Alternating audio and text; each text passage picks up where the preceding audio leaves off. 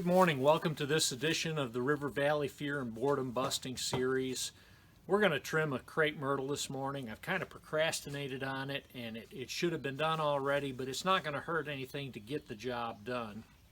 This is a crepe myrtle my wife got a few years ago, and I put it in for her.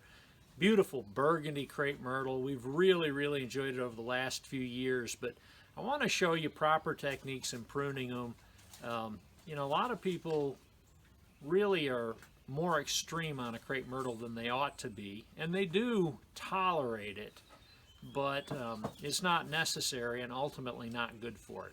Anyway, we're going to get going here. We've got two pieces of equipment we're going to use. I've got hand clippers today that I'm using, and I've also got a pair of loppers, but we'll kind of walk our way through this and talk about it as we go along.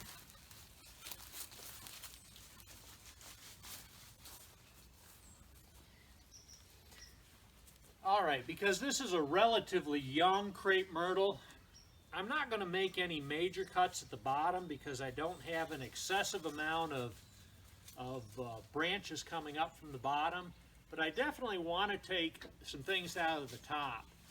But I kind of look at them and I look at, okay, where is the joint on these things? And I want to go 6 inches above the joints.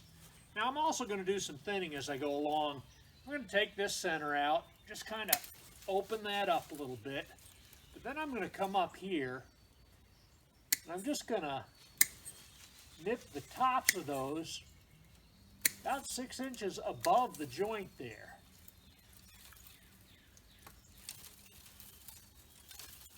Come here to this next branch. I want to get that height down. You know, there's no problem when you're doing this in trying to gain some symmetry. I kind of get goofy about that, but you notice that the branches over here toward the barn are taller, and so I'm going to bring those a little bit shorter. I'm going to actually come in here and take a tall one out just to kind of bring that height back under control. I'm going to come in here and 6 inches above the joint there. We go a little shorter on this one because, like I said, I want to take the height off on that side. We're just going to shorten these back a bit. Now the nice thing about doing it now is you can see what branches are alive and which branches are dead.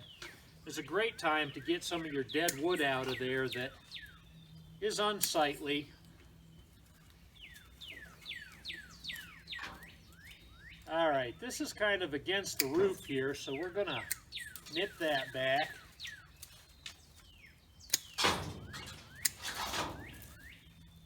Once again, I'm going to make a little bit bigger cut here because I want to get the height on this side of the bush back under control.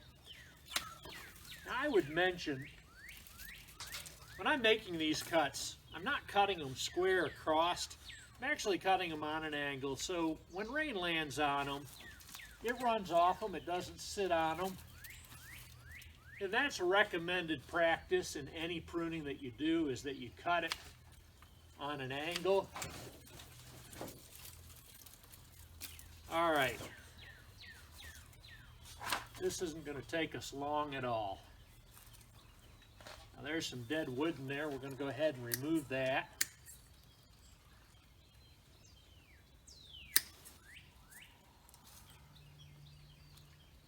All right, that's just kind of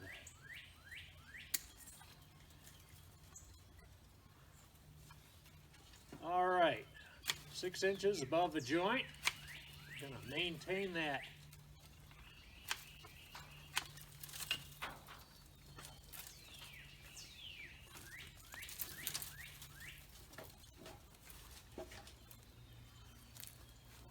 Alright, we got a branch that got broken somehow in here. We're just going to trim that center out, clean it up a bit. Now we got a dead one there too.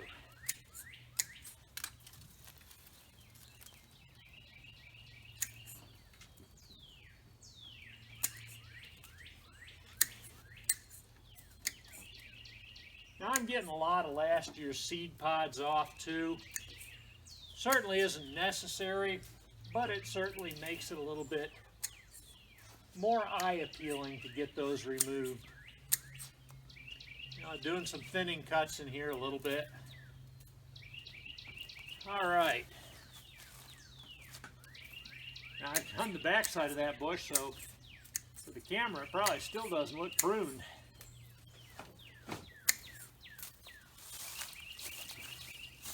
All right, like I said, we've got some height here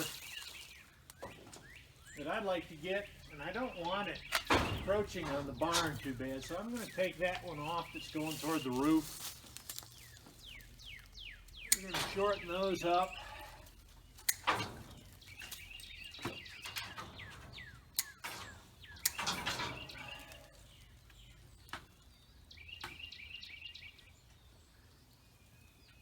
Then we're going to take a little bigger cut there.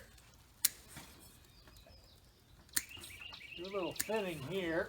Try and get some height down.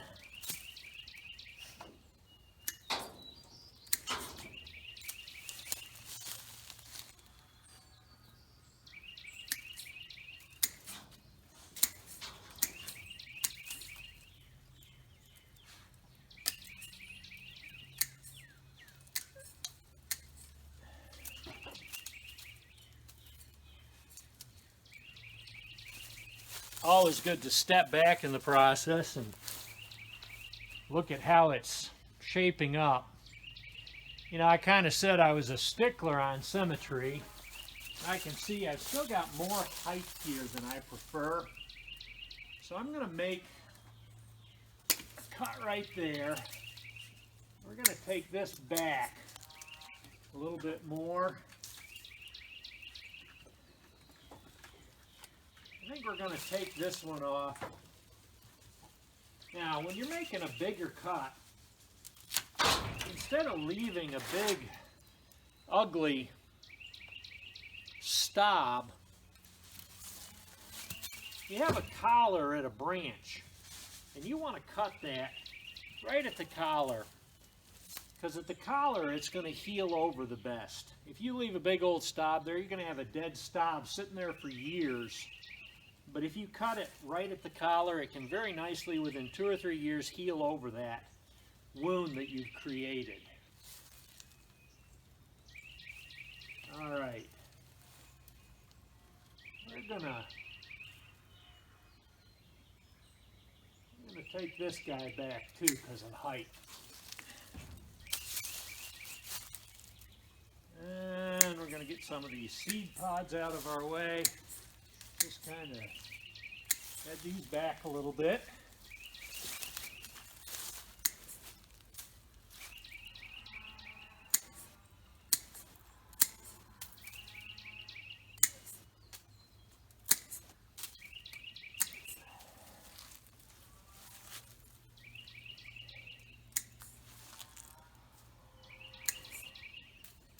Now where these seed pods are, a lot of them I'm coming to well below where the seed pods are and taking the whole bunch off. Just kind of taking some of that twiggy stuff off, because it's going to make a whole new set of twiggy this year. All right, we're getting close here.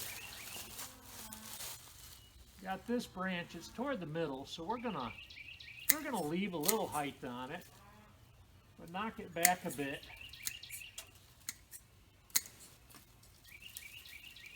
Now we got a little dead wood right there. Get that removed. Twiggy right there we're going to take out.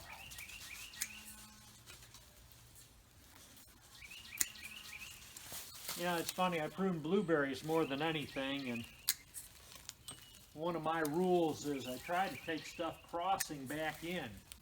Not a bad principle to follow even when you're doing ornamental shrubbery.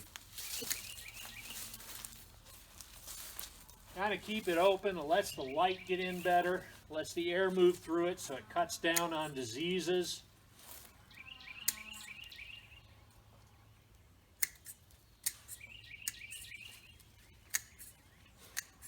All right, I think we've just about got her licked.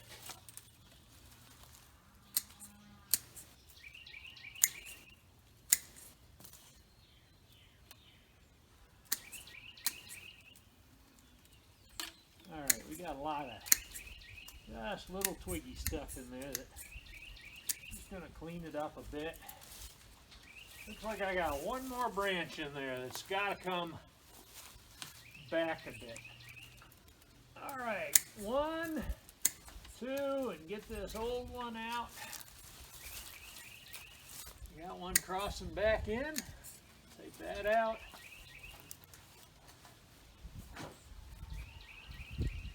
Still got a few pods here we're going to get off just for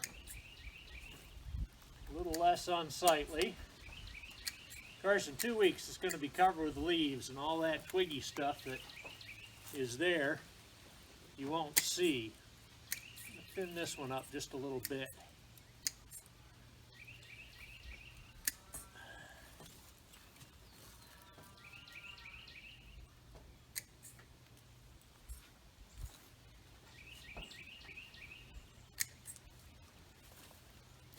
All right. Always find one or two things more to cut. Anyway, thanks for tuning in to this edition of the River Valley Fear and Boredom Busting series. That's how I prune a crepe myrtle. Come July, we'll enjoy the beautiful burgundy blossoms that puts out for another year and keep that bush under control. Thanks for tuning in today. Thanks. Good morning, everyone. I just wanted to share this picture of our crepe myrtle that we did a video on how to properly prune. It's just about in full bloom now, and it is gorgeous.